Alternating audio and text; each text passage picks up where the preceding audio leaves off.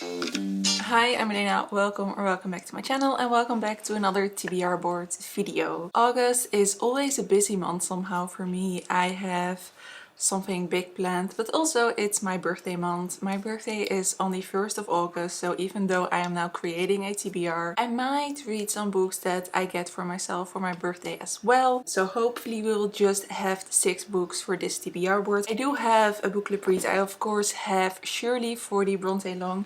I am planning to start this in July. It is the last week of July right now and I'm hoping to start this, but I will definitely have to use a chunk of August to finish this one out. This is our book for the Brontëlong. If you have not heard of the Brontëlong, it is a read-along in which we read all the Brontë novels. We are almost at the end because we have Shirley left, we have Villette left, and we have the Professor left. But of course you can still join us. All the information on the Brontëlong is in the description down below. We will also have our new Hobbitses book club read, but I will save that one until September. So this one is on the TBR, but I don't think I will fit it into a prompt because it already fitted a prompt for last month, so I'm good with that. I hope I can read about half of it in July still. And of course I hope to fit some summary reads this time around. So without further ado, let's do the first roll. Okay, last time we played we ended on a classic before 1900, so let's do the first roll.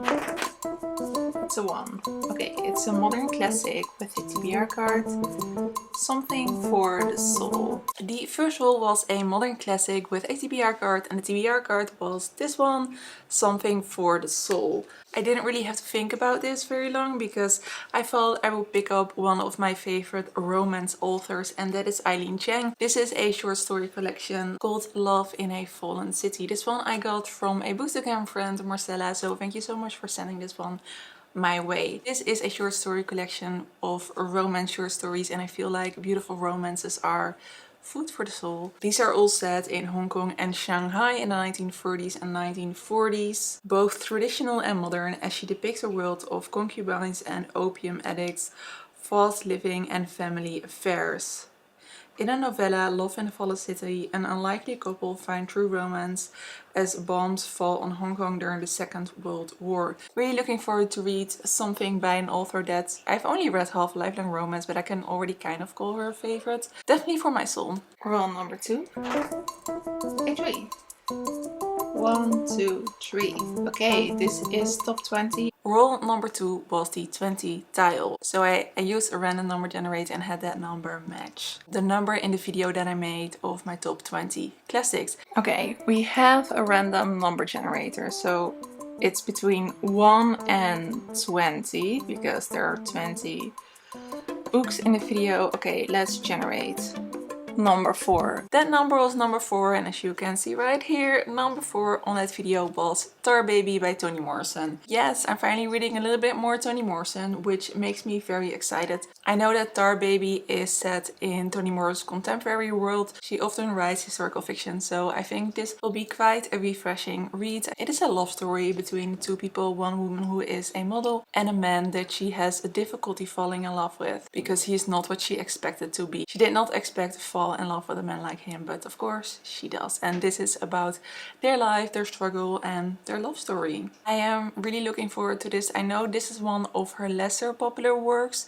I have seen some reviews of this one saying that it's not as good as her major works, so I have lowered my expectations a little bit, like comparing it to The Bluest Eye and to Sula and to Beloved, of course, but it's still Toni Morrison, and Toni Morrison's writing is just always amazing. Roll number 3 is a 1. This is a contemporary with a TBR card. Random color generator. Roll number 3 landed on a genre tile, on a green tile, so that means I have to pick a contemporary, but also with a TBR card, and that TBR card was random color generator. I have the random color generator, so let's click on that one. It's a sage green. Okay. So for this color, which I think I would kind of call sage green, I literally had one option on my own TBR that is also a contemporary, and that is How Beautiful We Were. You can see we have different kind of greens on the front, but definitely on the back we have a lot of greens.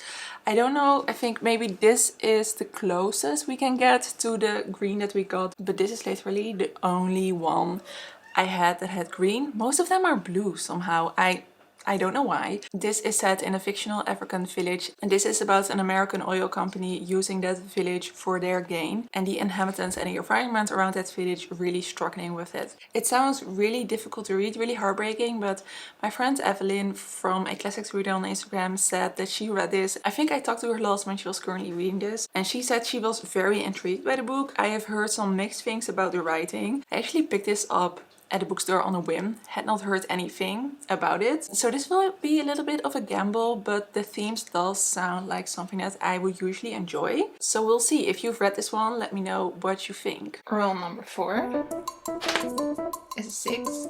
1, 2, 3, 4, 5, 6 is a classic before 1900. Roll number 4 was a classic before 1900, and I kind of feel like I should change that title and just do a book that's at least 100 years old. Because I feel like books before 1920, are they modern classics? I don't really know, and I have of course the title modern classics and older classics, so I think I need to change that around with the fact that the book needs to be at least 100 years old. And am I doing that right now because I really want to read a book from 1917? Possibly. But this is Summer by Edith Wharton, and of course I need to read it in summer.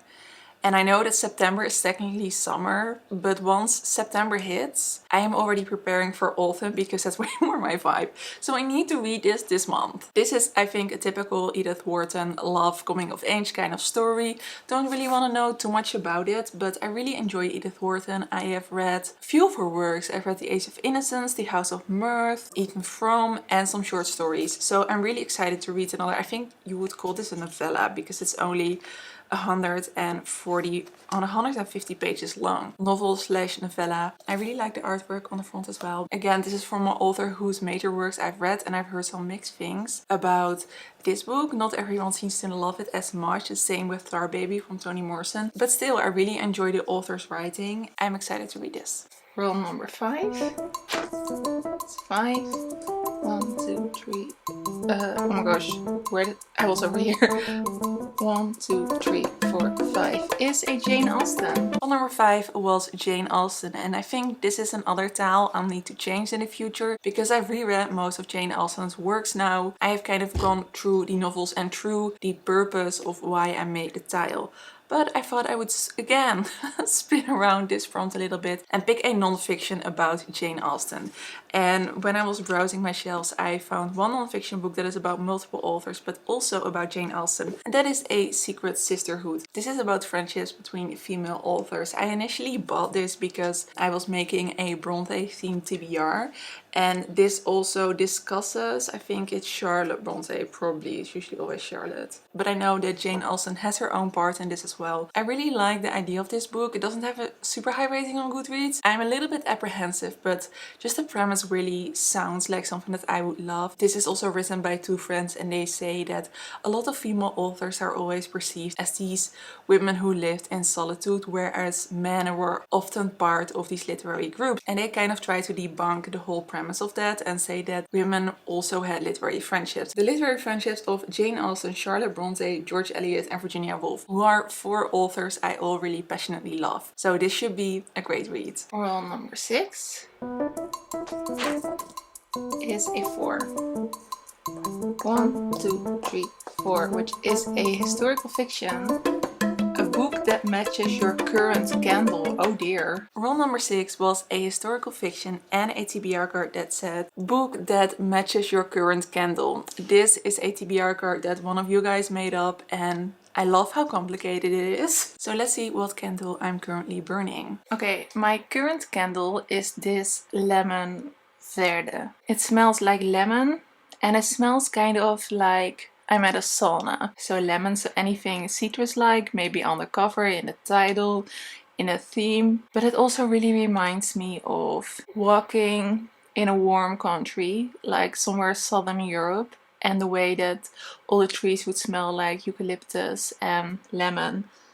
So anything set in that part of the world, so anything set in southern Europe, because that is the association I have when I smell it, would fit.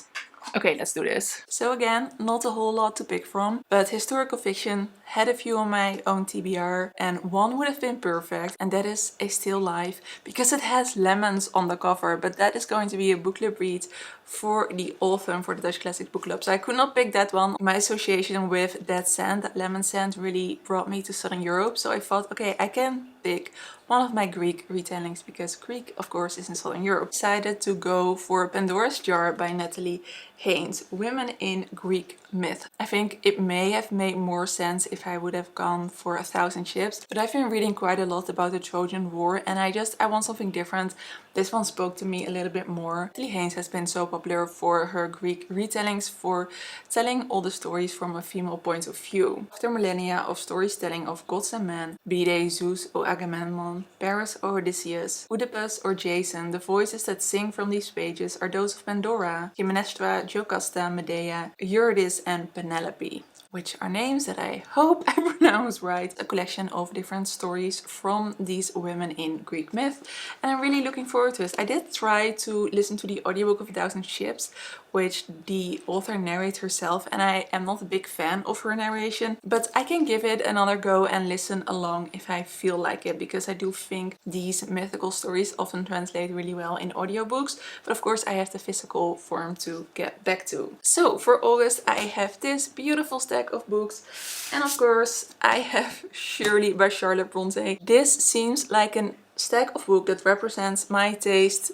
so well. These are all books I think that will be very inspirational to me. I will probably add a romance, just an audiobook just for me to chill out for a bit. So we have some non-fiction about female authors, we have historical fiction, classics, and a literary fiction, which I feel like all of these are written by women from a female perspective, and I just think like this describes my taste so well. So I'm really excited. I'm predicting that this is going to be a really exciting wrap up at the end of August, or at least I hope so. I hope you enjoyed this TBR video. If you did, then don't forget to subscribe, and I hope to see you in another video.